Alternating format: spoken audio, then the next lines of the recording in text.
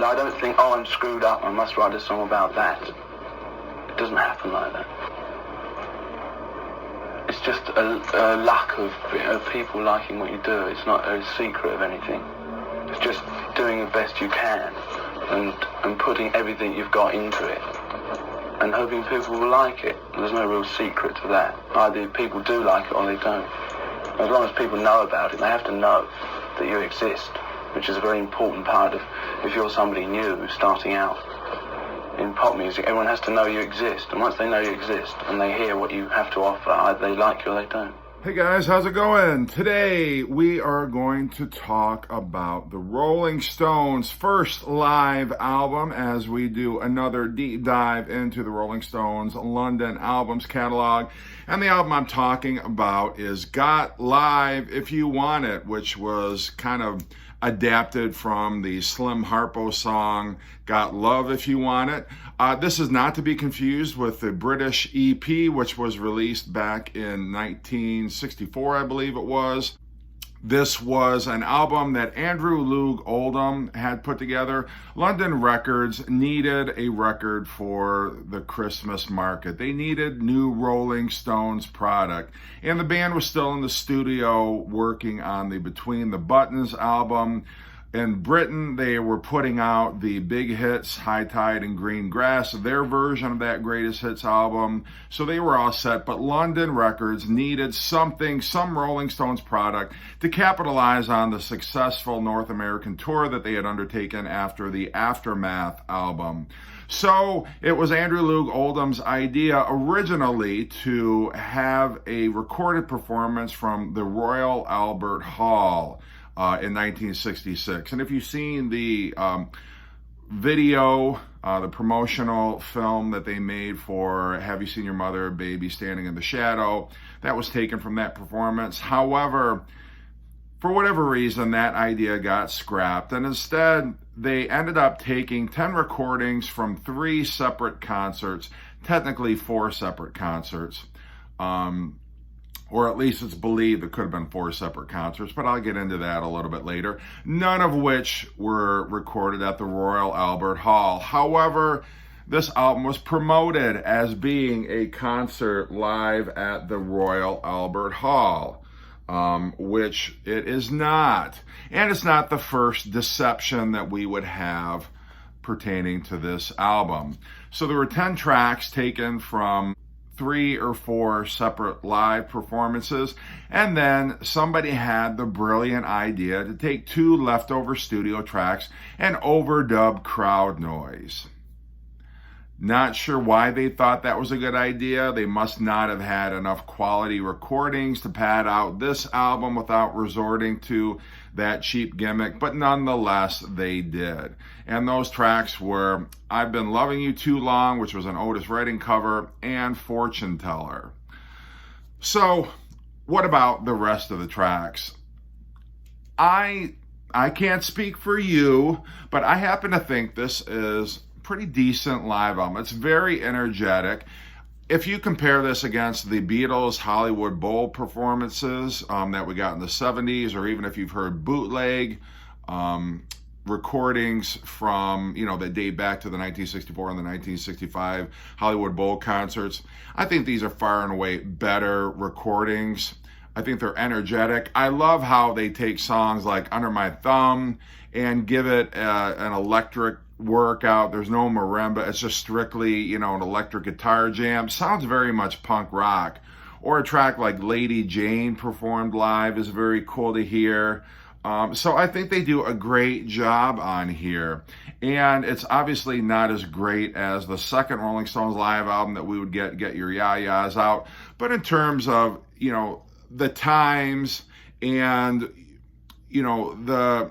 the way that these concerts sounded live, I think this is a very enjoyable live album. I might be alone in that, but I happen to really like this album. I do play it quite a bit, and maybe the recordings could have been better, but just in terms of a document of what the Rolling Stones sounded like in 1965 and 1966, I think this perfectly captures the spirit And also, I think it shows how the Rolling Stones were as a live unit during the Brian Jones era.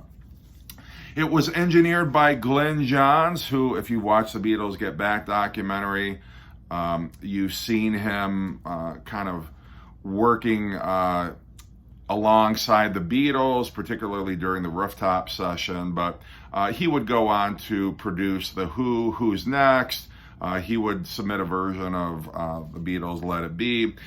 He worked with the Eagles. I mean, he was doing work with some of the top bands of the day. So it's very cool to have him engineering this album. And yeah, I'll get into the tracks. We've got Under My Thumb, where there's an intro. If you're not familiar with who does that energetic intro at the beginning of Under My Thumb, that is actually Long John Baldry, who was in Alexis Korner's Blues Incorporated. That was the original band that I believe Charlie Watts and Mick Jagger were in. Might have even had Brian Jones, but it was sort of like one of the earliest bands that members of the Rolling Stones were a part of. So it's very cool to have him do that intro. I'm sure it was a thrill for the Stones. And then it segues, and by the way, I do like Under My Thumb. I think it's a very cool version. I also happen to like the version on Get Your Ya-Ya's Out. But nonetheless, this is still a cool version. And then it segues right into Get Off My Cloud, which is another very energetic punk rock sounding version of that. And that was taken from the City Hall in Newcastle upon Tyne, October 1st, 1966. And then we've got two recordings from Colston Hall in Bristol, which were recorded October 7th, 1966. That is Lady Jane and Not Fade Away. And then side one ends with the two studio tracks that had crowd noise overdubbed onto it. And it's very obvious. The crowd noise is even only in one channel, which is a dead giveaway. It's just very poorly done. And you can get both these songs. I believe they're both available on the More Hot Rocks collection that was released in the early 1970s. So that's a better place to hear those.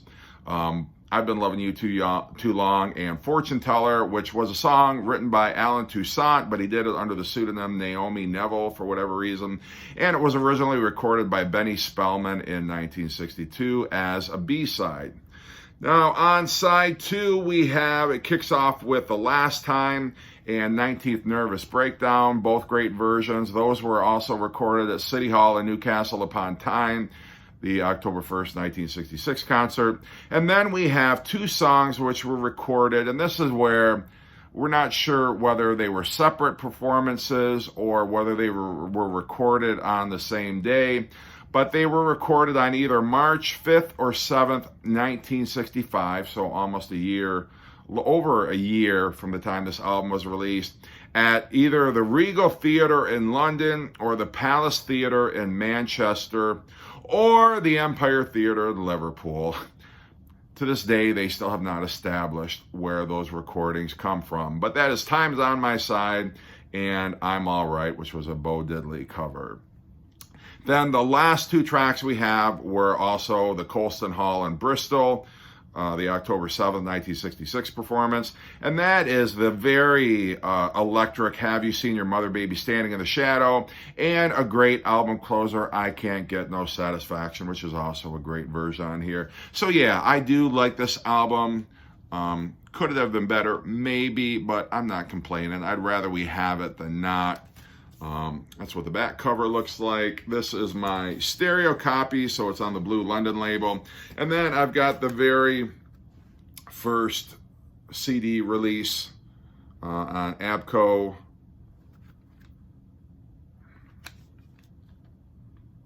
Right there. So that's my take on the Stones live album. I'm really looking forward to the next episode, Between the Buttons, in what would be a very traumatizing, I would say, regrettable, and kind of a harrowing year for the Rolling Stones, 1967. So until then, hope you're doing great and take care.